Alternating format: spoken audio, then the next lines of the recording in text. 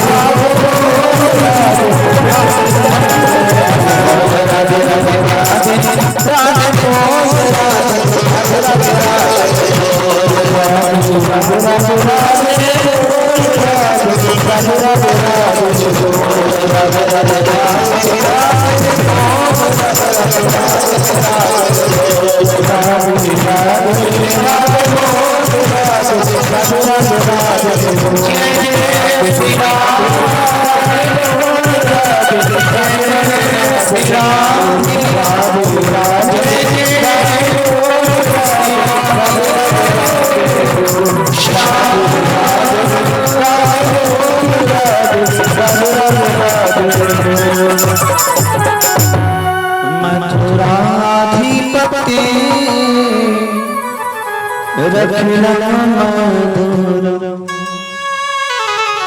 राधा मेरी स्वामी मैं राधा तेरो दास जन्म जन्म मोहिनी जियो श्री वृंदावन निवास मेरी भव बाधा हरो राधा नागरी सो यहाँ तन की जाई पर श्याम भरत धोते हो बरसाने की राधिका नंद गाँव के श्याम उनके श्री चरणों में मेरा कोटि कोटि प्रणाम सब द्वारन को छोड़कर आया तेरे द्वार श्री वृषभान के लाडले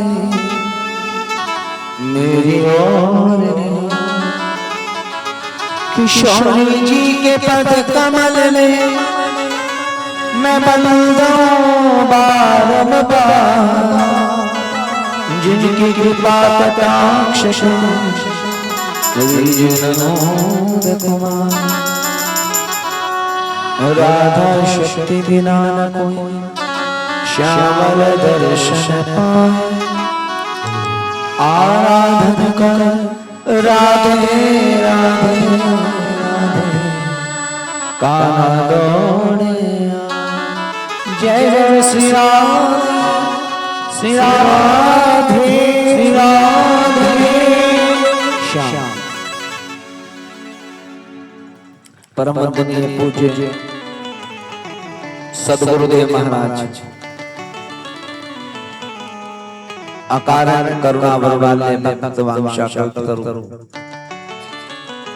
भगवान श्री कृष्ण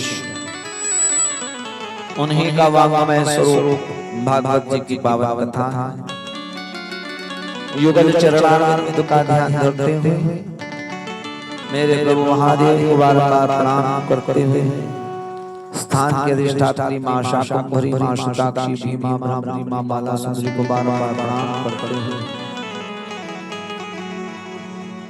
अपने चौर विराजने वाली समस्त पारलौकिक शक्तियों को पुनः पुनः नमन करते हुए मां गंगा मां यमुना मां सरस्वती गिरि कंदराओं में विराजमान सभी मनस्वी तपस्वी साधु संत हंस परमहंस कोटि चक्र प्रबोधक सभी सन्यासियों को बारंबार प्रणाम करते हुए और महाराज भक्तिमती मातृ शक्तियों विद्वत समाज और सभी संगीत के आचार्य आप सबके हृदय कुंज में विराजमान प्रभु को प्रणाम करते हैं। एक बार पुनः श्रीमद् भागवत भक्ति ज्ञान यज्ञ कि पावन इस सप्ताह में पंचम दिवस की वेला में व्यासपीठ से आप सभी का अभिनंदन, आप सभी का स्वागत और आप सबके भक्ति को बार-बार प्रणाम। प्रेम से कहिए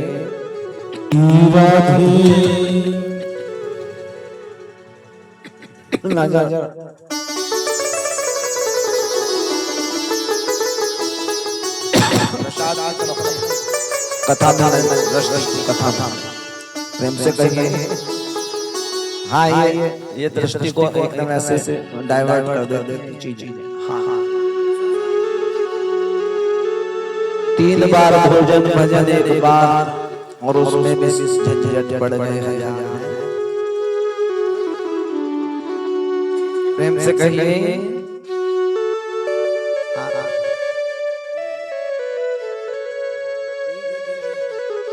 एक बंगाली परिवार था। अब उसने जो है आस पड़ोस की पूरी सोसाइटी में उसने निमंत्रण दिया, सबको हमारे घर कल भोजन पर आना है। भोजन पर सब लोग चले गए। थोड़ी देर वहां भजन कीर्तन चलता रहा और उसके बाद फिर उन्होंने प्रसाद दिया, 2-2 पतासे सबके हाथ में, और कहा कि अब आप जाइए। तो सबने पूछा कि आपने तो भोजन पर बुलाया था। उन्होंने कहा भोजन को हम भजन को भोजन ही बोलते हैं। हम भोजन ही बोलते हैं ना भजन को बंगाली लोग। उन्होंने कहा बड़ा अच्छा भैया, तेरे चक्कर में घर में चूल्हे नहीं चले हमारे हैं। प्रेम से कहिए श्री राधे। बड़ा आनंद है भगवान के कलंदोत्सव की कथा में हम लोग प्रवेश करेंगे। सबसे पहले भगवान ब्रह्मा जी, भगवान नारायण की नाभि से कमल, कमल में से ब्रह्मा जी के महाराज पुत्र हैं अत्रि। अत्रि के पुत्र हैं चंद्रमा, चंद्रमा के पुत्र हैं पुरूरवा। उनके नमोस आगे ययाति और इसी वंश में आगे चल चल के देववीड़ हुए। उन्हीं की 7वीं पीढ़ी में भगवान महाराज सूरसेन जी आए। यही यदुवंश हुआ। महाराज यदु के आगे महाराज सूरसेन, और सूरसेन के बेटे हैं महाराज वासुदेव। प्रेम से कहिए वसुदेव जी महाराज की 8 पत्नियां, बड़ी पत्नी है देवी रोहिणी और छोटी पत्नी है देवी देवी। प्रेम से कहिए बड़ी पत्नी रोहिणी के जब 6 संतानें हो गई, तब कहीं जाकर के रोहिणी माता के यहाँ पहले संतान हुई। हाँ, तो महाराज सुखदेव आचार्य परीक्षित महाराज को यह कथा सुना रहे हैं। इसी कथा को मैत्रेय महाराज हरिद्वार में विदुर जी को सुना। प्रेम से कहिए और इसी कथा को सूत महाराज ने मिशारण्य की धरती पर, और इसी कथा को हम लोग यहाँ इस पावन परिसर में श्रवण करते हैं। प्रेम से कहिए श्री राधे। तो कथा रूपी उस गंगा में स्नान करते हुए सारे चंद्रवंश का वर्णन किया, और महाराज इन्हीं वसुदेव महाराज के 7वें पुत्र बलराम जी हुए। प्रेम से कहिए श्री राधे। कथा आती है कि महाराज उस समय ये जो कंस है महाराज उग्रसेन का पुत्र, मधुपुरी के राजा हैं उग्रसेन, और उन्हीं की भाई की बेटी है देवकी। तो ये बड़ा प्रेम करता है अपनी बहन से कंस, और अपने ही मित्र वसुदेव महाराज के साथ इसका विवाह संस्कार कराना है। विवाह में वैसे राक्षस है, लेकिन विवाह में इसमें पूरा समर्पण भाव से इसका विवाह का प्रबंध किया। एक एक कार्य एक भाई का जो दायित्व होता है उसे पूरा करा। लेकिन जिस समय ये देवकी को विदा करने के लिए रथ पर चढ़ा करके चला, उसी समय आकाशवाणी हुई। आकाशवाणी से महाराज संबोधित करते हुए कहा कि वे कंस, जिसे तो इतने प्रेम से विदा कर रहा है, इसी का 8वां पुत्र, 8वीं संतान तेरा वध करेगी। प्रेम से कहिए श्री राधे। महाराज कथा आती है, जैसे ही कंस ने सुना वैसे सारा प्रेम समाप्त हो गया। तलवार निकाली और बहन देवकी को केस से खींच करके बुलाया और कहते हैं मारने के लिए उद्यत हो गया कि जब ये नहीं बचेगी तो फिर मुझे मारने वाला आएगा ही कहां से। मृत्यु टालने के लिए कौन कौन से उपाय कर रहा है देखिए। उस समय वसुदेव महाराज समझाते हैं, मृत्यु जन्मतां वीरो देहेन सहजायते। हे भाई, ये शरीर जो है ना, ये मरण धर्मा है। और किस मृत्यु से तुम डर रहे हो? जिस दिन संसार में हम लोग आते हैं ना, ये जीव जैसे मातृ गर्भ में आ जाता है ना, उसी दिन ये मृत्यु भी साथ में आती है। हाँ, देहेन सहजायते, देह के साथ ही मृत्यु उत्पन्न हो जाती है। ये 5 चीजें कम से कम। कौन सी? सबसे पहले आयु कितनी है, दूसरा होता है विद्या यानी धन कितना मिलेगा, तीसरा विद्या कितनी होगी, चौथा निधन कब होगा, और 5वां निधन कैसे और कहाँ होगा। प्रेम से कहिए श्री राधे। हाँ, ये 5 चीजें गर्भ में ही आ जाती हैं जीव के, हाँ, साथ ही जन्म लेती हैं। प्रेम से कहिए श्री राधे। बहुत समझाया कि भैया मृत्यु को कोई नहीं जीत सकता है और ना तो मृत्यु से जीत पाओगे। हाँ, देवकी को मार करके एक और बड़ा अपराध तुम कर दोगे, एक बड़ा और पाप कर दोगे। मरना तो तुम्हें है। प्रेम से कहिए श्री राधे। लेकिन कहते हैं उस समय कंस का जो राक्षसी भाव है वो पूरी तरह से प्रबल हो चुका है। वो पूरा उत्तेजित है, वो उग्र है, वो छोड़ नहीं रहा है। लाख समझाने पर भी, नीति पूर्ण वचनों को कहने पर भी महाराज ये कंस मानता नहीं। तब वसुदेव महाराज ने वचन दिया। उन्होंने कहा कि भाई देख, तू मेरा मित्र है और तू मुझे जानता है कि मैं सदा सत्य बोलता हूँ, ये बात तो तू मानता है। उन्होंने कहा ये बात मैं बिल्कुल मानता हूँ कि आप कभी मिथ्या नहीं कहोगे। तो फिर बात यह है कि देवकी के प्राणों का तुम दान दो, उसे जीवन दान दो। हाँ, मैं इसकी जितनी भी संतानें होंगी मैं तुम्हें ला करके दे दूंगा। प्रेम से कहिए श्री राधे। अच्छा, ये जानता है कंस कि ये कभी मिथ्या नहीं बोलते।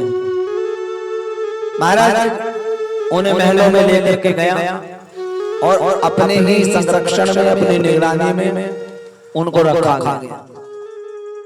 कहते हैं जब पहली संतान होती है तो पहला पुत्र जैसे हुआ तो मां ने उसको देख करके अपने हृदय से लगा लिया। वसुदेव महाराज ने भी उसे हृदय से लगाया, उन्हें बड़ी प्रसन्नता हुई। लेकिन अगले ही पल वसुदेव महाराज को अपना किया हुआ वचन याद आ गया और उन्होंने कहा कि देवी हमें अपना वचन पूरा करना है। उस समय देवी के हाथ से उस पुत्र को ले जाकर के कंस महाराज के सामने रख दिया। कंस ने उसको देखा और देख करके ये कह दिया कि ये तो मेरा काल है ही नहीं। हाँ, मुझे तो मारने वाला 8वीं संतान है, उसे ला करके दे दी। प्रेम से कहो श्री राधे। कभी कभी जो महात्मा लोग होते ना, उनका संग भी जो है व्यक्ति का रंग बदल देता है। ये सच्चाई है। वसुदेव महाराज संत हैं, हाँ, देवकी मैया संत हैं, ये साध्वी हैं, और इनका संग जो है वो दुष्ट कंस का भी रंग बदल देता है। लेकिन देवता लोग ये देख रहे हैं आकाश मंडल से कि अगर ये ऐसे ही धर्मात्मा हो गया तो भगवान के आने में तो और विलंब हो जाएगा। तो महाराज नारद जी को भगवान की मानो प्रेरणा होती है और वो नारद जी जाते हैं और कंस के सामने 7 लकीरें खींचते हैं। 8 लकीरें खींच करके बताते हैं कि कंस इन लकीरों को गिनो। तो वो लकीरों को गिनता है, कहते हैं पहली लकीर से और 8वीं तक गिनो, तो वो 8वीं होती है। फिर कहते हैं 8वीं को फिर पहले से और 8वीं तक गिने तो फिर वहां भी 8 आ जाता है। वहां उसकी मति भ्रमित हो जाती है कि हे कंस, कोई भी 8वीं संतान हो सकती है। तो इसलिए कंस ने फिर क्या किया, महाराज देवकी की गोद से उस बच्चे को लेकर के चट्टान पर पटक दिया और कहते हैं उसके प्राणांत हो गए। फिर तो उसने भेड़ियों के बंधनों में बंधवा दिया। महाराज वसुदेव जी और देवी देवकी को कारागार में और 7 ताले लगवा दिए और कहते हैं 7 द्वारों के बीच में पीछे कहीं जाकर के वो कारागार में भेड़ियों के बंधनों में जकड़वा करके उनको बंद कर दिया। प्रेम से कहिए कंस की कारागार में ही दूसरा पुत्र हुआ। ऐसे ही करते करते 6 पुत्रों को उसने मार दिया।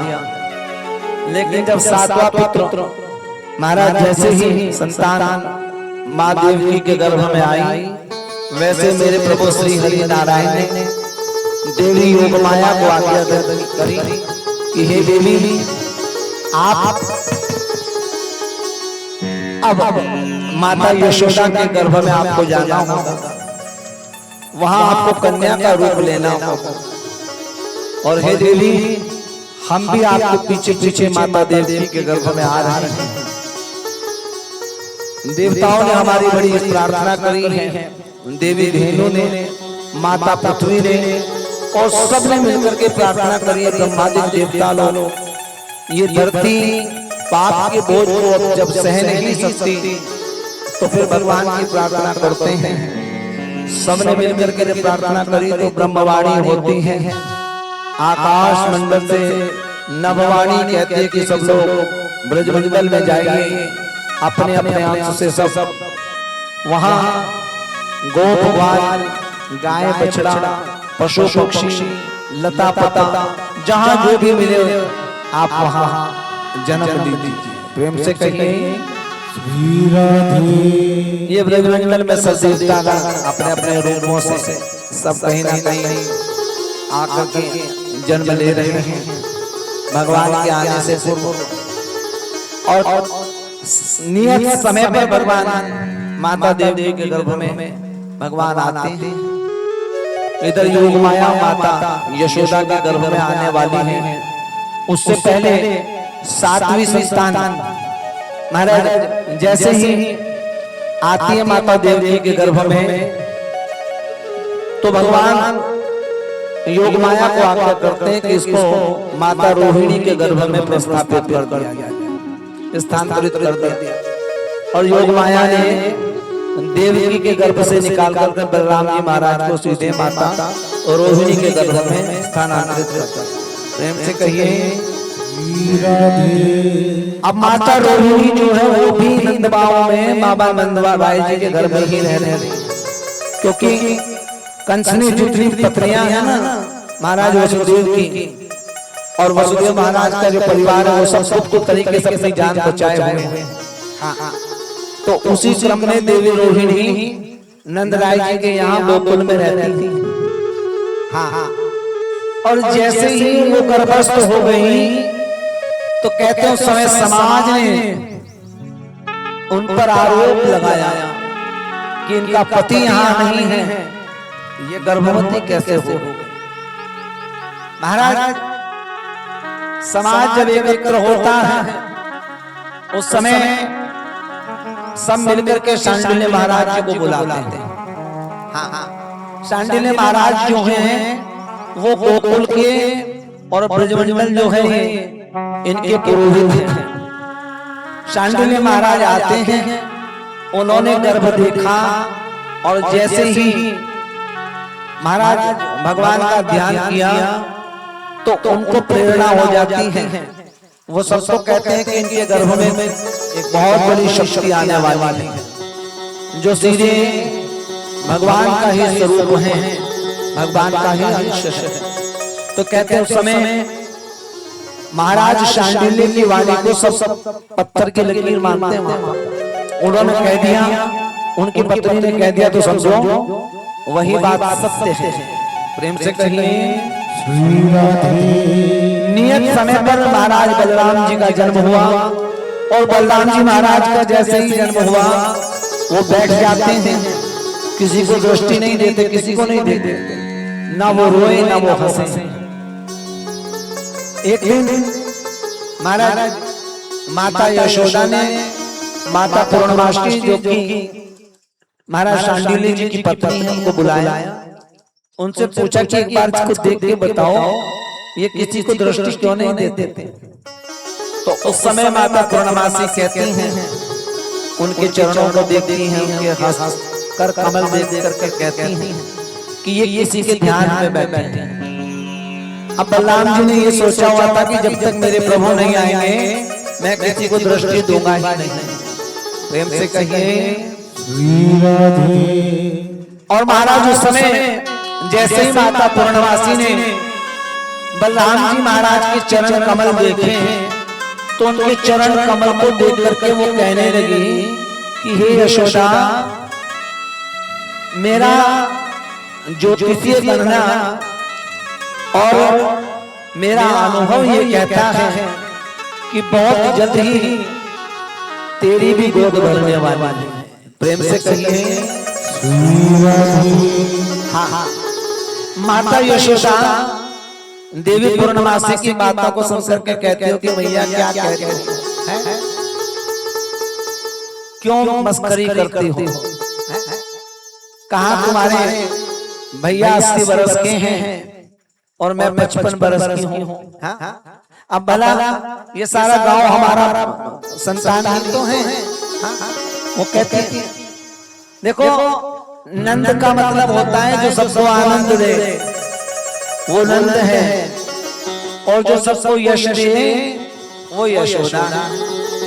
काम कोई और करे, काम खुद करे और क्रेडिट दूसरे को दे, उसको यश दे वो यशोदा। आपने करा और जो सबको आनंद दे उनका नाम क्या है, नंद है। प्रेम से कहिए और जो सबको आनंद देते हैं ना उन्हीं के घर आनंद कंदाते हैं, उन्हीं के घर आनंद हाँ। महाराज कथा आती है उस समय देवी पूर्णमासी ने डंके की चोट पर कहा कि देवी मैं लिख करके देती हूँ कि बहुत जल्दी यशोदा तेरी गोद भरने वाली है। और महाराज जैसे ही माँ ने ये बात सुनी वो जानती है कि कभी मिथ्या बोलने वाली नहीं है। उन्होंने कहा तेरे मुंह में घी शक्कर मैया। और कहते समय सारा का सारा गांव, यहाँ तक कि गांव के बच्चे भी जो है ना वो भी आनंद, महाराज नंद और माँ यशोदा को कहते सब सम्मान करने वाले बालक भी हैं, पूरा गांव है।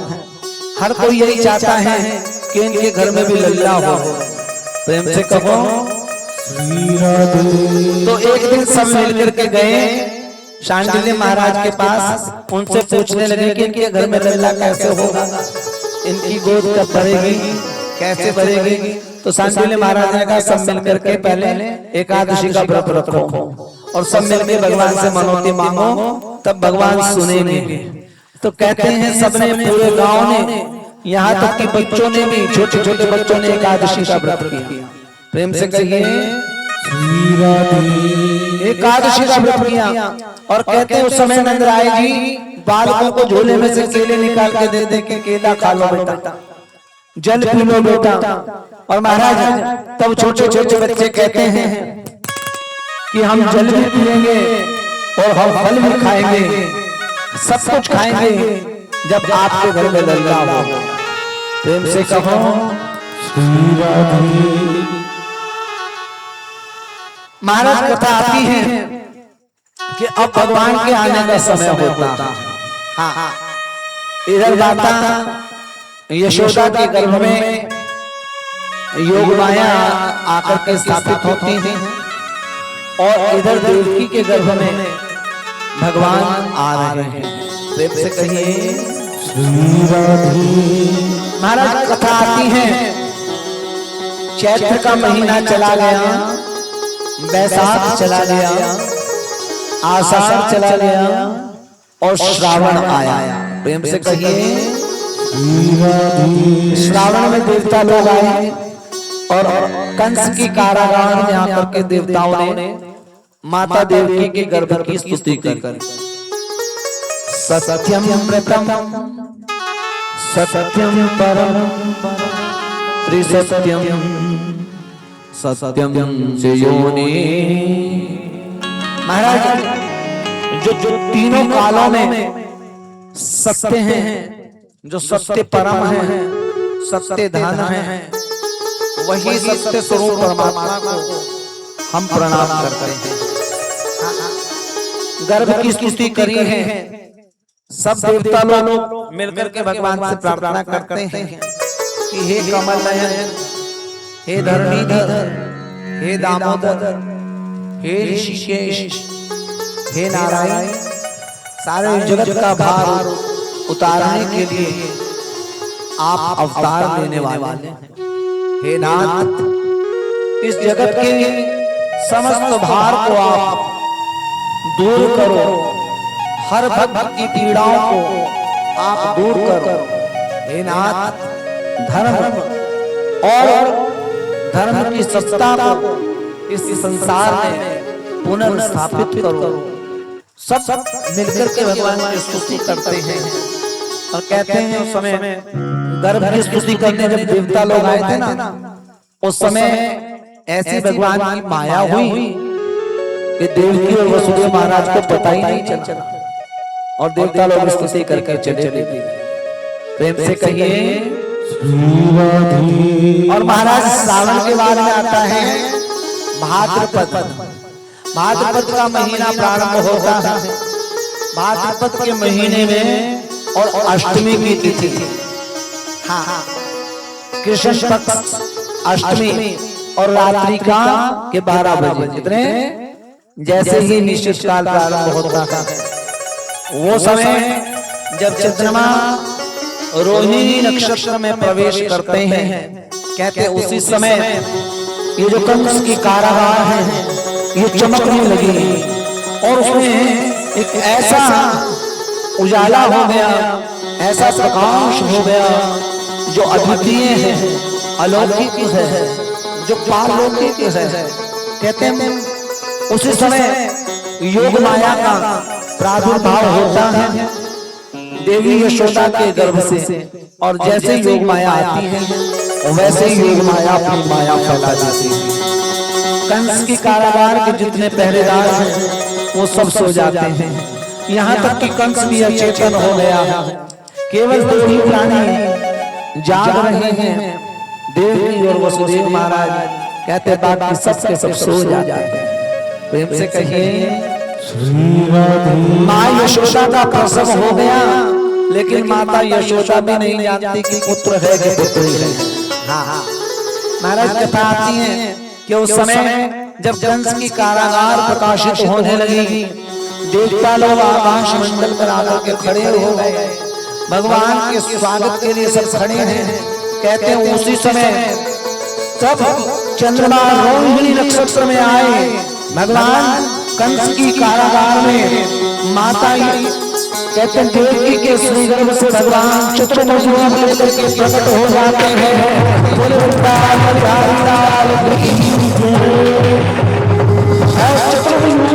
भगवान जैसे ही प्रकट होते हैं आकाश मंडल के देवता लोग स्वागत है, स्वागत है, स्वागत है। हे प्रभु आपकी शरण में, आपकी शरण में आपका स्वागत है। भूमि का उद्धार करने के लिए आप आए हैं, आपको प्रणाम। कहते समय देवता लोग आकाश मंडल में पुष्पों की वर्षा कर रहे हैं, चारों ओर सुगंध वातावरण हो गया, ऐसा वातावरण हो गया जो अलौकिक है। उस समय ऐसी सुगंध है जो शीतल है, जो मंद है, जो सुगंध है, वो चारों ओर कहते समय बह रही है। माँ यमुना की अविरल धारा कहते हैं उस समय माँ कल कल कर करके जो बहती हैं वो भी भगवान के आने पर प्रसन्न हैं, आनंदित हैं। सब जितने भी जीवधारी हैं कहते उस समय मनुष्यों को छोड़ कर बाकी सब जीवधारी सब जागे हुए हैं, वो सब देख रहे हैं, सब भगवान के आने से आनंदित हैं। प्रेम से कहिए जैसे ही माँ यशोदा ने भगवान को देखा, भगवान की स्तुति करी, उनके शंख चक्र गदा पद्मधारी जो हाथ हैं भगवान के चतुर्भुजी, उनका दर्शन किया। साक्षात नारायण प्रकट हुए। वसुदेव महाराज ने देवी देवी ने भगवान की स्तुति करी। उसके बाद मेरे प्रभु उनको आश्वासन देते हैं, वो कहते हैं कि हे माता जी थोड़े दिन आपको और यहाँ कंस के दुख को सहना पड़ेगा, आप मुझे महाराज गोकुल में नंदराय जी के घर पर छोड़ आओ। वहां माता यशोदा ने कन्या को जन्म दिया, उस कन्या को उठा के ले आओ। हाँ हाँ। तब माता कहती है कि देखो हे नारायण, ये भूमंडल है, यहाँ चार भुजाधारी नहीं चलते, यहाँ तो दो भुजाधारी लोग होते हैं। भगवान ने दो भुजाएं अपनी बनाना, छोटे से लल्ला भगवान बन जाते हैं और उस समय सारी की सारी कारागार छूट खुल जाती हैं, सिपाही सब सोए हुए हैं, सूप पर रख करके कहते उस समय महाराज वसुदेव जी बाल कृष्ण लाल को अपने शीश पर रख करके चल रहे हैं। जैसे ही शीश पर रखते हैं बेड़ियों के बंधन खुल जाते हैं। सुखदेव महाराज कहते हैं कि जैसे ही शीश पर परमात्मा आते हैं ना, भगवान आते हैं, मन और मस्तिष्क में जब भगवान का ध्यान होता है ना तो सारे बंधन खुल जाते हैं और भगवान को लेकर के उस समय माता देवकी ने पुनः एक बार लल्ला को गोद में लिया। कहा कि एक बार देख तो लो, फिर तो 11 बरस के बाद ही देखो। उनके मुख को चूमती है, माथे को चूमती है, उनके हाथों को चूमती है कि लल्ला 11 बरस के बाद तुझे देखो। और महाराज लेकर के वसुदेव महाराज चलते हैं। जैसे ही मथुरापुरी पार करके गोकुल की ओर जाने लगे तो रास्ते में यमुना जी का बहुत बड़ा पाठ होता है। यमुना जी को प्रणाम करके जैसे ही इनमें प्रविष्ट होते हैं तो माता कालिंदी भी ये चाहती है कि मैं भगवान के चरण प्रक्षालन करूं, मैं भी भगवान के चरण प्रक्षालन करूंगी, उनके चरणों को हाथ लगाऊं। तो यमुना जी चढ़ने लग जाती है, जिसे देख करके वसुदेव महाराज घबराने लगते हैं। उनको मरने या डूबने का भय नहीं है, वो ये सोचते कि ये लल्ला ना पानी में डूब जाए। तो पिताजी की चिंता को देखते हुए जैसे ही बाल कृष्ण लाल ने सोचा कि ऐसे तो पिताजी घबरा जाएंगे, तो अपना चरण कमल नीचे कर देते हैं। माता यमुना जी भगवान के चरण कमल को छू करके एकदम नीचे चली जाती हैं, घुटनों से भी नीचे चली जाती हैं। इस आश्चर्य को जैसे ही वसुदेव महाराज देखते हैं वो बड़े आश्चर्यचकित होते हैं। उस समय इंद्र आदि देवता भी ये सोचते हैं कि हम भी भगवान का अभिषेक करें, तो मंद मंद वर्षा होने लग जाती है।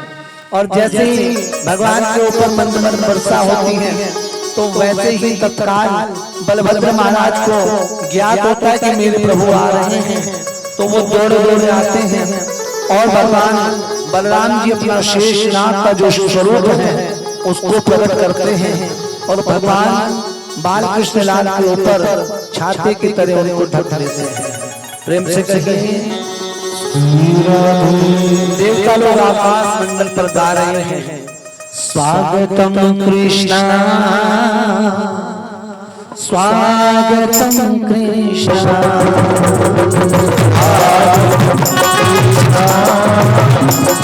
स्वागतम स्वागतम शरणागतम कृष्णा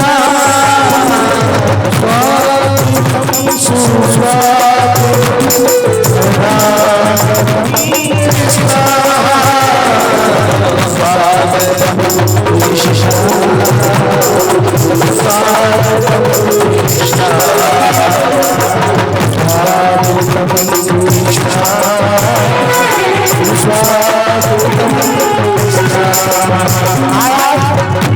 जैसे ही विष्णु महाराज जाते हैं,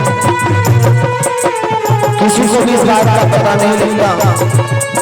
गोकुलपुरी में जाते हैं, नंदराय जी के भवन में चले जाते हैं सीधे, और माता यशोदा के जो सूत्र का प्रेम है उसके भीतर प्रविष्ट हो जाता है। इसका किसी से हाल मालूम नहीं चलता।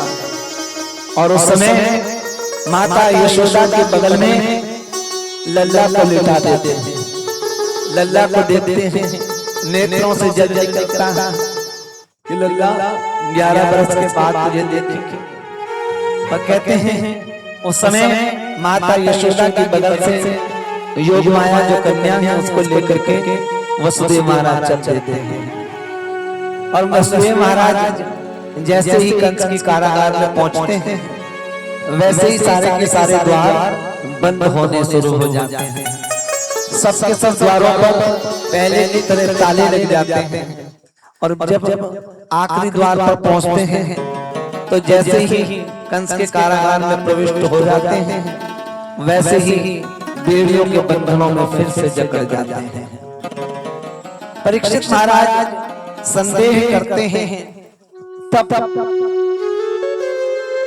सुखदेव महाराज कहते हैं कि हे राजन, शीश पर जब भगवान आते हैं तो सारे बंधन खुल जाते हैं, लेकिन जैसे ही माया आती है ना शीश पर, ये फिर बंधन में बंध जाते हैं। यही हम सबका है। जैसे ही हम माया के बंधनों में पड़ते हैं ना, तो माया हमें सब तरह के बंधनों में डाल देती है। सबसे पहला बंधन ये मोह पास है, ये इससे बड़ा कोई बेड़ियों का बंधन नहीं है। हाँ, अहंता और ममता रूपी जो है ये बंधन ही तो है। ये मेरा है, ये मेरी स्त्री है, ये मेरा धन है, ये मेरा कुटुंब है, ये मेरी जमीन है, ये जायदाद है, ये बंगला है, ये गाड़ी है, ये सब क्या है? ये अहंता और इनमें फंसी हुई जो आसक्ति है, ये सब बंधन ही है। क्या है? ये बंधन है। और ये बंधन माया के कारण। प्रेम से कहिए श्री राधे। और जैसे ही ये माया महाराज कंस के जेल में पहुंचती है ना, तो रोने लग जाता है। और जब माया रोती है तो सारे पहरेदार जाग जाते हैं, दौड़े दौड़े जाते हैं कंस के पास, जाकर के सूचना देते कि तुम्हें मारने वाला आ गया। और कंस भी कहते हैं, वो हड़बड़ा करके उठता है, डरता है और फिर भागता है, कारागार की तरफ भागता है। एक दो बार तो गिर भी जाता है। और जैसे ही कंस महाराज वसुदेव देवकी के पास कारागार में पहुंचता है, वैसे ही देवकी के हाथ से उस कन्या को छीनता है। देवकी मिन्नतें मांगती है। वो कहते हैं, भैया देख तूने मेरे 6 बालकों को मार दिया, इस बार विधाता ने मुझे कन्या दी। हाँ, कन्या को मारना महापाप होता है। हे भाई, अगर तू इसे जीवन दान देगा तो तुझे कन्या दान का फल मिलेगा। हाँ, इसको जीवित छोड़ दे भाई, इसको जीवन दान दे दे, इसे मेरी झोली में डाल दे। और कहते समय कंस ने कहा कि आकाशवाणियां भी झूठ बोलती हैं। आकाशवाणी ने तो कहा था बेटा होगा मारने वाला है, ये बेटी हुई है। ऐसा लगता है कि इसका जो पति होगा वो मुझे मारेगा। तो उस समय देवकी के हाथ से उस कन्या को जबरन छीनता है और कहते हैं जैसे ही उस कन्या को मारने के लिए वो पटकने के लिए हाथ ऊपर उठाता है, वैसे ही वह कन्या कंस के सिर पर पैर मार करके आकाश मंडल पर चली जाती है, अष्टभुजाधारी मां दुर्गा बन जाती है और कंस को संबोधित करते हुए कहती है, अरे दुष्ट, तू मुझे क्या मारेगा? तुझे मारने वाला तो ब्रज में आ चुका है। और ऐसा कह करके माता सीधे विंध्याचल पर्वत पर जाती है। विंध्याचल पर्वत पर जाकर के मां विंध्यवासिनी के नाम से प्रसिद्ध होती है। प्रेम से कहिए, ये वाला स्थान भी हमारे राज्य में मिर्जापुर में, जैसे हमारे यहाँ सहारनपुर में मां शाकंभरी है, मिर्जापुर में माता विंध्यवासिनी है। प्रेम से कहिए महाराज, ये हाल जब वसुदेव महाराज ने देखा तो अब वो लज्जित भी हुआ। उसने देखा कि आठवीं संतान को ना मैं मार सका और ना मैं अपने बहन और बहनों का सम्मान कर सका। उन्हें बेड़ियों के बंधनों से मुक्त करा करके महलों में ले गया। महलों में ले जाकर के क्षमा याचना करने लगा। बोला, बहन देख, तेरे पुत्रों की आयु इतनी ही। हाँ, कभी कभी क्या होता है, ये जो राक्षसी लोग होते हैं ना, ये भी उपदेश करते हैं, ये समझाते हैं। हाँ, ऐसा होता है, ये भी उपदेश अच्छा कर लेते हैं। वो कहते हैं, देख तेरे पुत्रों की आयु इतनी ही, विधाता ने उन्हें इतनी आयु दी थी, इसलिए तू संतोष कर, तू दुखी ना हो। हाँ, और मुझे क्षमा कर। और महाराज ऐसा करके कंस चला जाता है। ये हाल तो महाराज सुनाया सुखदेव महाराज ने मधुपुरी अर्थात मथुरा। अब परीक्षित महाराज कहते हैं कि हे गुरुदेव, हे सुखदेव महाराज, अब मुझे आगे का हाल जो गोकुल में हुआ, भगवान के आने के बाद वहां कैसा उत्सव मना, उसका हाल मुझे सुनाइए। प्रेम से कहिए, सुखदेव महाराज ने भगवान को हाथ जोड़े, श्री राधा रानी को प्रणाम किया कि राधा राशेश्वरी रम्या स्वर्ण कुंडल भूषिता वृषभानु सुते देवी नमामि श्री हरि प्रिया। हे पूर्ण ब्रह्म, भगवान की स्तुति करी। हे अजन्मा, सर्वव्यापी, न्यायकारी, हे दयामय ईश्वर, आपकी महिमा का कोई पार नहीं। बड़े बड़े ब्रह्मादि देवता भी, ऋषि मुनि भी आपकी महिमा का पार नहीं पा सके, तो हम जैसे सांसारिक कैसे पार पा सकते? आपकी अपार अगर दया हो तो गूंगे भी वाचाल हो जाते हैं और लंगड़े भी पर्वतों को फांद जाते हैं। आपकी ऐसी कृपा हो कि हम भी आपकी महिमा का कुछ वर्णन कर सकते। दुनिया में कौन ऐसा है जो भगवान की लीलाओं का वर्णन कर सकता है? कोई नहीं कर सकता। हाँ, कोई बिंदु, ये इतना बड़ा महासागर का बिंदु रूप भी वर्णन करने में समर्थ नहीं है। हाँ, कहते प्रभु ऐसी कृपा करें कि हम भी आपकी महिमा का वर्णन करें, आप ऐसी शक्ति दें, आपकी बाल लीलाओं को कौन गा सकता है? सुखदेव महाराज ने ऐसी स्तुति करी है कि राजन, भगवान की लीलाओं को कौन कह सकता है? लेकिन माँ सरस्वती ने, माँ श्री राधा रानी ने जो मुझे ज्ञान दिया, मेरे गुरुदेव ने जो मुझे बताया है, उसी लीला को मैं तुम्हें सुनाता हूँ। प्रेम से कहिए। कहते हैं रात्रि 12 बजे से कुछ समय पहले तक सब लोग जाग रहे थे। कहाँ? गोकुल। क्योंकि सबको समाचार तो था कि किसी भी समय शुभ समाचार मिलने वाला था। हाँ, तो रात्रि के 12 बजे से कुछ समय पहले तक सब लोग जाग रहे थे और मंगल वेला की, उस शुभ समाचार की, लल्ला के आने की सब लोग प्रतीक्षा में थे। लेकिन उसी समय भगवान मानो सांडिल्य महाराज को प्रेरणा करते हैं, क्योंकि भगवान को तो दूसरा ही खेल दिखाना था, माया को बदलना था। तो उन्होंने कहा कि आप सबको ऐसे प्रेरणा करो कि अभी अच्छी सूचना मिलने में समय है। तो उस समय सांडिल्य महाराज ने सबको संबोधित करते हुए कहा कि सब थोड़ा थोड़ा आराम कर लो, अभी अच्छी सूचना मिलने में समय है।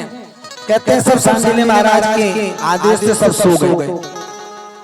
जो नहीं सोए तो उन्हें माया देवी ने सुला, सबको सब सो। तो वो समय ऐसा था कि केवल सांडिल्य महाराज, माता पूर्णवासी यही जगह में, तो बाकी सब सोए हुए थे। प्रेम से कहिए। कहते हैं जैसे ही भोर हुई, पहला प्रहर, उसी समय में नंदराय जी की बहन की आंख खुलती है। नंदराय की बहन का नाम है सुनंदा। क्या नाम है? और सुनंदा आई हुई है क्या करने? प्रसूति की सेवा करने। जो आती है ना बहनें, जब घर में कोई लल्ला या लल्ली होती है तो बहनें आती है ना, हमारे यहाँ क्या बोलते हैं? जापा करने। जापा करने उर्दू का जज्जा। और हमारे यहाँ हिंदी में बोलते हैं प्रसूति की सेवा कर। प्रसूति की सेवा करने आई है सुनंदा जी। अब ये भी बुढ़िया सब बुढ़िया हो गई। तो जैसे ही उसकी आंख खुली तो वो सीधी जाती है यशोदा जी के कक्ष में। और जब वो जाती है तो द्वार पर जाते ही वो मनोती मांगती है भगवान से कि हे प्रभु, हे नारायण जी। नंदराय जी के घर में ना नारायण जी की पूजा होती है। नारायण जी बड़े सुंदर सी उनकी मूर्ति है। उसी स्वरूप को वो प्रणाम करके कहती है कि हे नारायण जी, लल्ला ही हो। लल्ला होगा तो भैया भेंट ज्यादा दे देगा। लल्ला होगा ऐसा होता ना, भेंट ज्यादा मिलेगी तो बहन को थोड़ा लालच भी है। तो वो गई सीधी और जाकर के क्या देखती है, माता यशोदा के बगल में जब देखा भगवान का स्वरूप देखा, कहते उस मुखारविंद को देख करके सुनंदा मोहित हो गई। और उसी समय जैसे उसने भगवान का वस्त्र उठा करके देखा तो उसकी चीख निकल पड़ी और वो बोली, भाभी लल्ला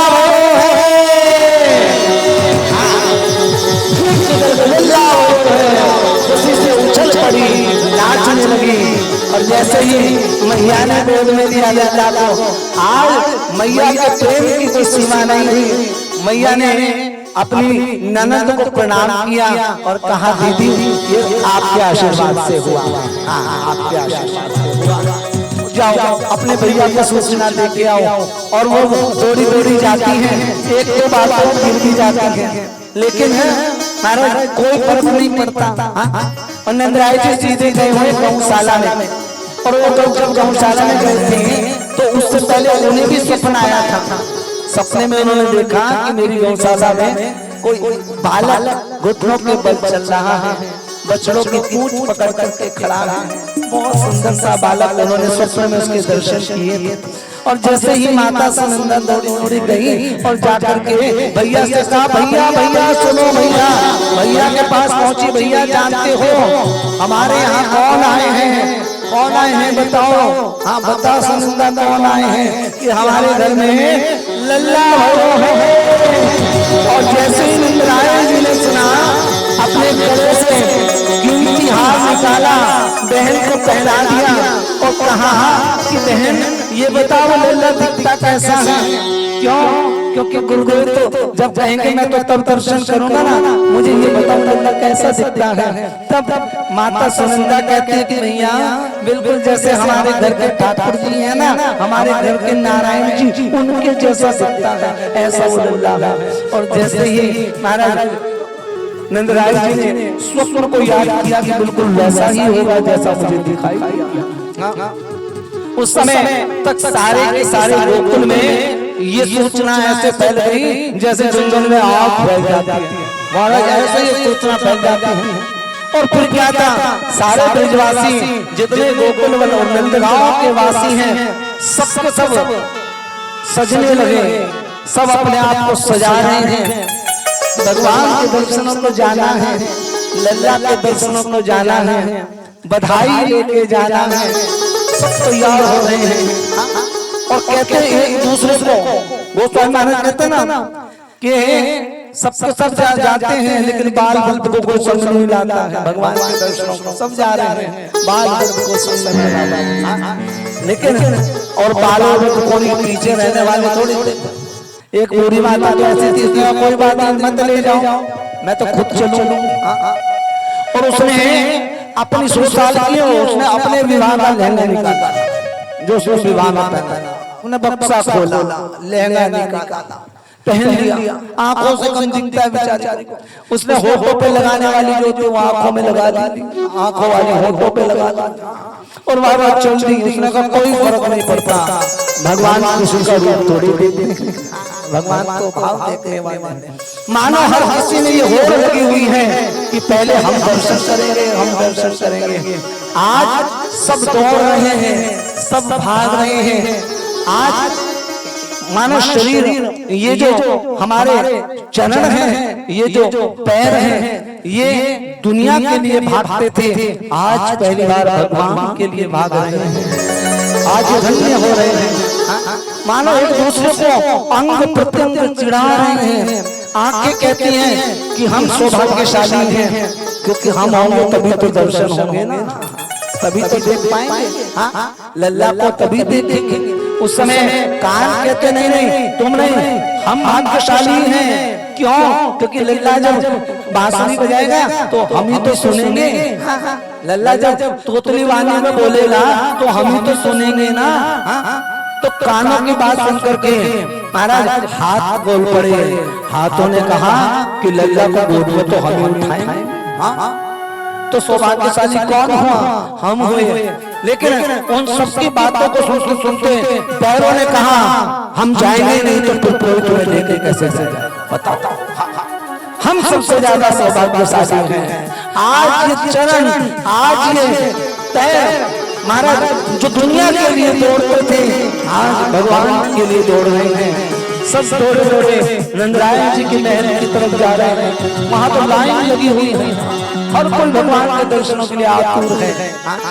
सबने मिलकर के नंदरायण जी को बधाई दी। सब कहते हैं नंद घर आनंद भय, जय कन्हैया लाल की, जय कन्हैया लाल की, जय यशोदा लाल की, नंद घर आनंद भय, जय कन्हैया लाल की।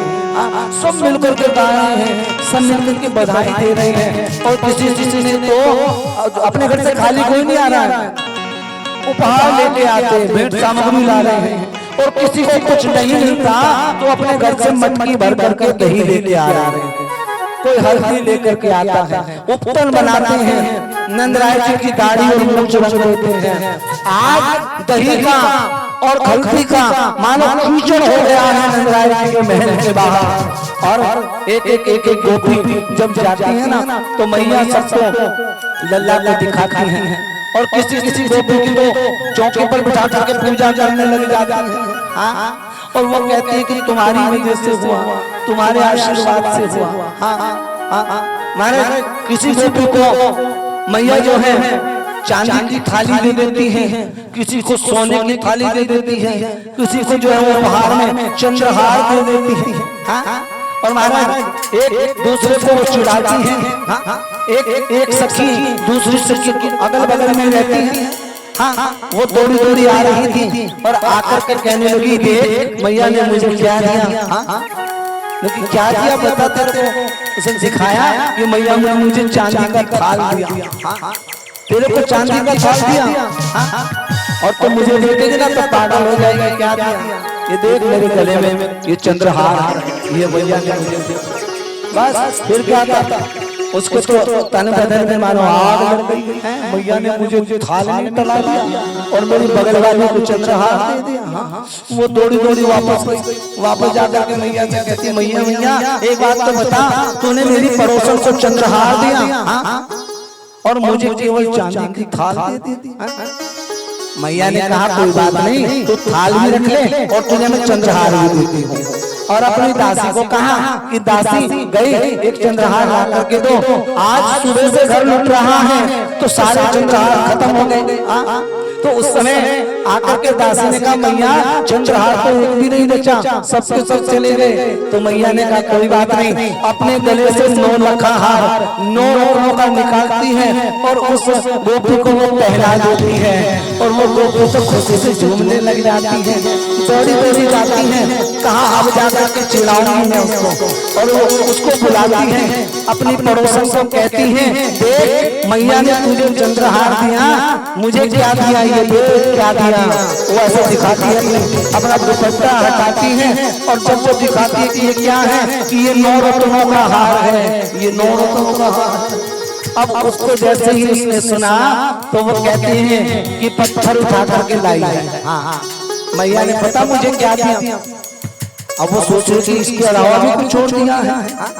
कहा मैया ने मुझे ऐसी अनमोल चीज दी है जिसका कोई मोल ही नहीं है, तू पत्थर उठा के ले आया। क्या दिया तुझे मैया ने? वो कहते मैया ने मुझे लल्ला दिया, मेरी गोद में लल्ला दिया। और उसने आंखों से नेत्रों से जल बहने लगा।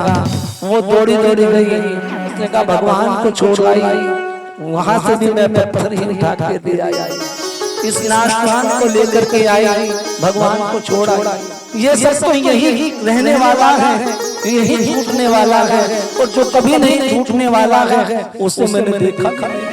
वो दौड़ी दौड़ी गई, जाकर के अपने गले से हार निकालती है और मैया को पहनाते हुए कहते हैं मैया ये तो तेरे ही गले में शोभा देता है, मुझे तो बस लल्ला देते, एक बार मेरी गोद में लल्ला देते। और मैया ने कहा आप जैसे की कृपा से आशीर्वाद से हुआ है, जैसे ही लल्ला को गोद में देती है मानो आज जीव और परमात्मा का मिलन हो गया है। और कहते हैं उसके नेत्र ऐसे बहने लगे, उसको भगवान के चरणों को उसने धो दिया और वो तो नाचने लगे, नाचने लगे।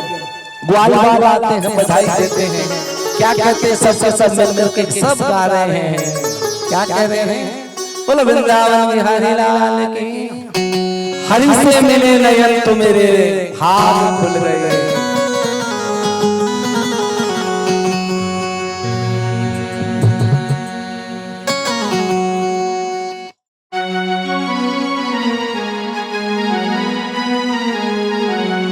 हरि से मिले नयन,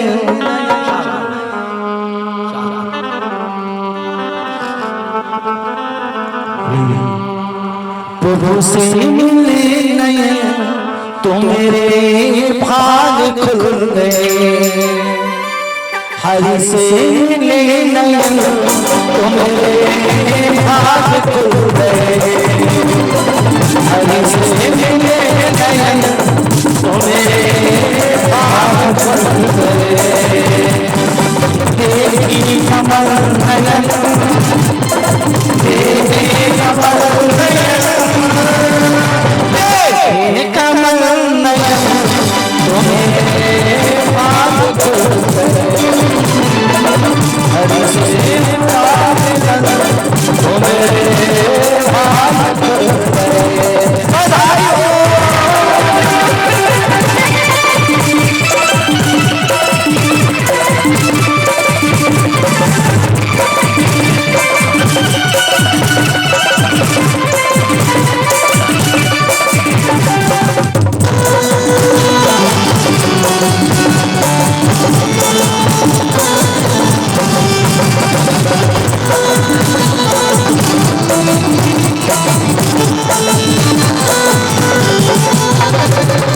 जब मैं गया के दरबार मैं जब मैं गया तुझे दरबार आप में आखिरी उनसे भूल गया मैं तो संसार। आप में आखिरी उनसे भूल गया मैं तो संसार। ऐसी लगी लगन, ऐसी लगी लगन तो मेरे हाथ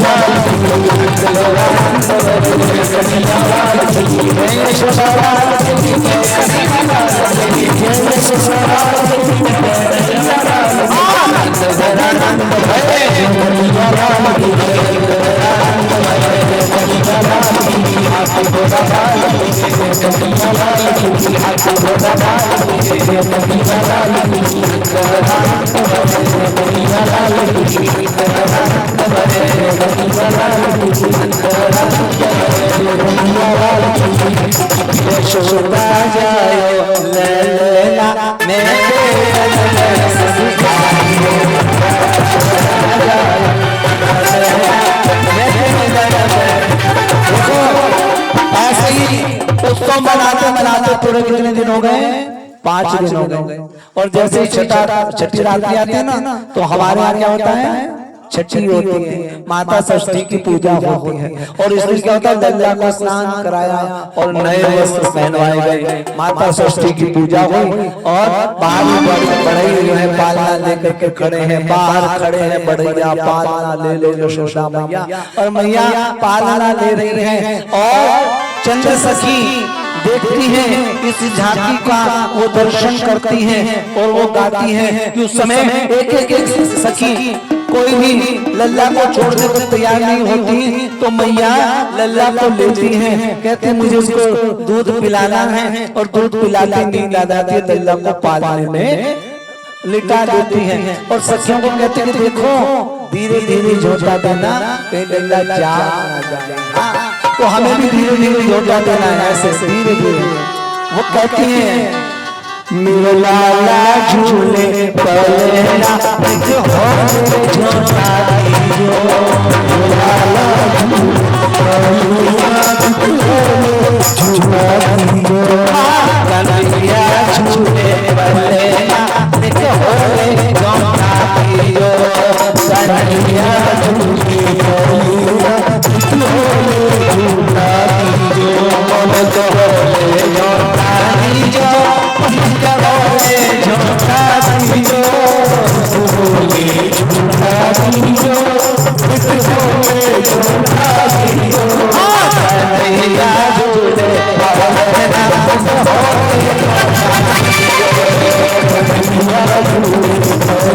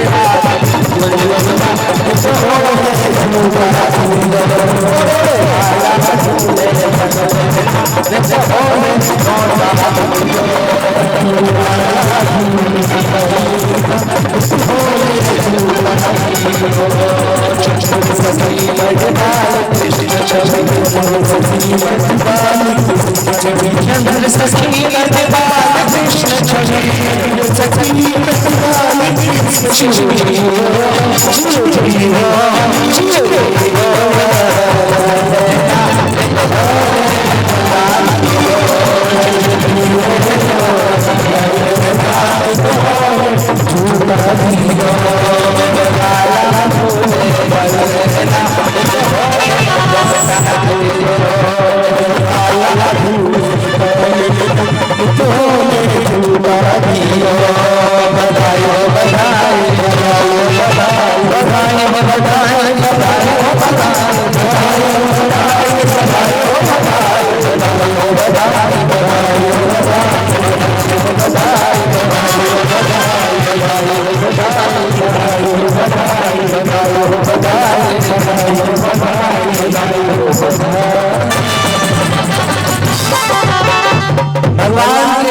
बधाई हो, बधाई हो, बधाई हो। पिलाओ के गले से आवाज निकलती है, प्रेम से कहिए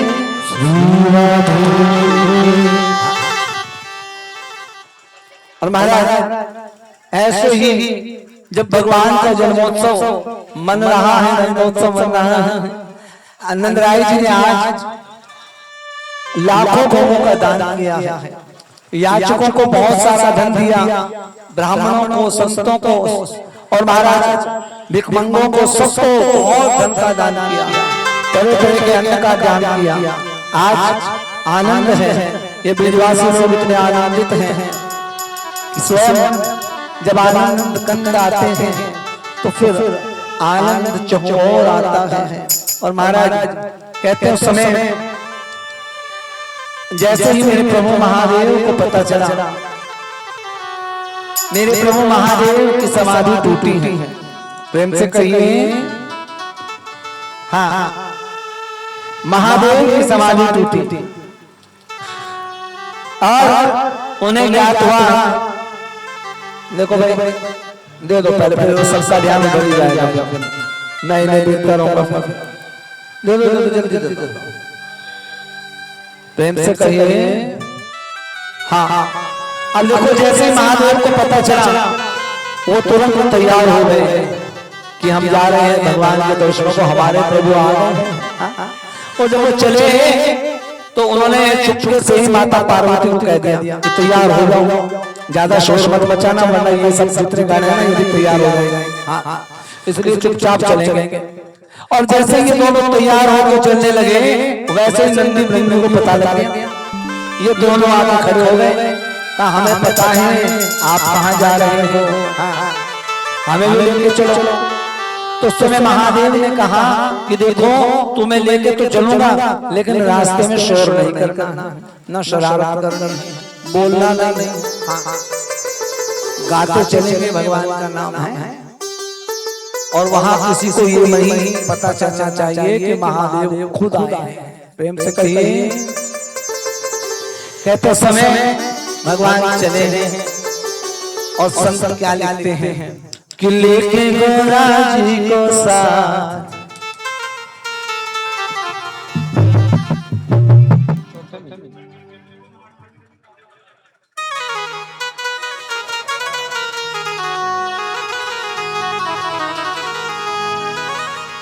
लेके गोरा जी को साथ भोले भाले भोले नाथ काशी नगरी से आए शिव शंकर। गोरा जी को साथ भोले भाले भोले नाथ काशी नगरी से आए शिव शंकर। लेके गोरा जी को साथ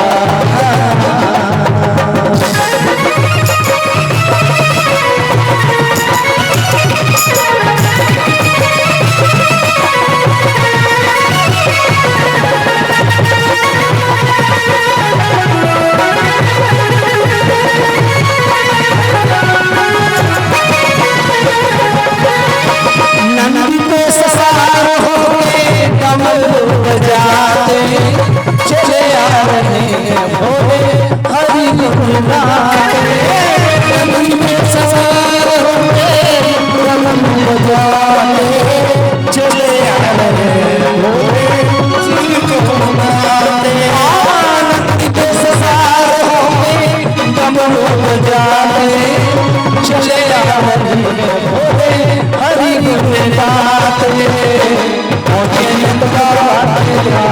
भोले भाले भोले नाथ काशी नगरी से आए शिव शंकर। गोरा जी को साथ भोले भाले भोले नाथ काशी नगरी से आए शिव शंकर। जैसे मेरे प्रभु महादेव नंदराय जी घर पहुंचे और जैसे उनके आंगन में गए तो मेरे प्रभु ने डमरू बजाया। हाँ क्या बजाया?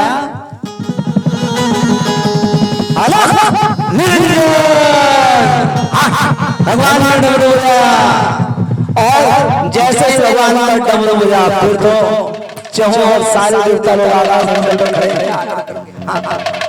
क्या कह रहे हैं? सब मिलकर गा रहे हैं, अगर बम बम बगड़ बम बम बगड़ बम बम बम बम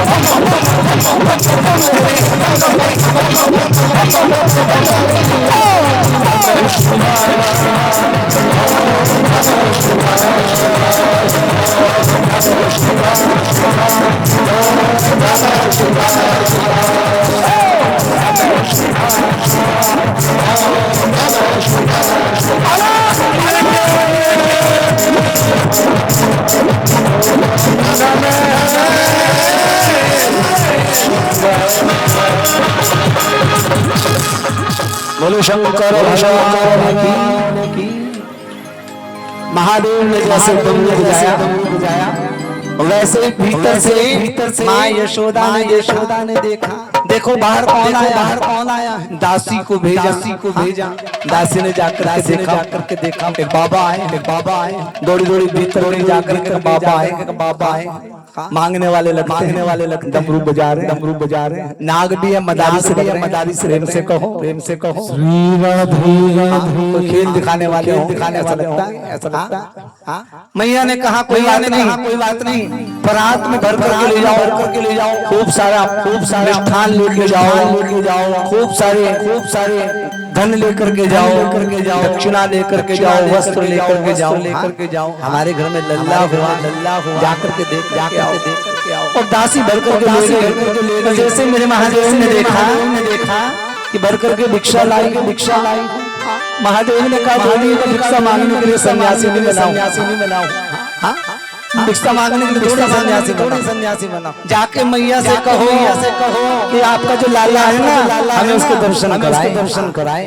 और जैसे ही दासी भीतर गई दासी ने जाकर के मैया से कहा मैया बाबा तो ये कह रहा है उसे भिक्षा नहीं चाहिए मैं भिक्षा मांगने के लिए सन्यासी नहीं बनाऊं।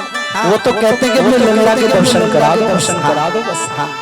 मैया ने जरूर से देखा खोल कर पहले देखो तो है कौन देखा बाबा है जूट भारी। और देख करके बाबा ने मैया ने देखा सब कुछ ठीक है लेकिन गले में नाग कहीं मेरा लल्ला देख के डर गया तो तुम्हारा मैं तो अपने लल्ला को नहीं दिखाऊंगी। जाकर के कह दो बाबा तुम्हें जो लेना हो लो धन लो संपत्ति लो गाय लो बैल लो जमीन लो जायदाद लो साला लो जो मर्जी लो लेकिन लल्ला को नहीं दिखाओ। और जैसे ही जाकर के दासी ने कहा कि मैया कह रही मैया जी ले लो नहीं दिखाऊंगी। तब महादेव कहने लगे इतने दूर चल कर के हम आए और लल्ला हमें नहीं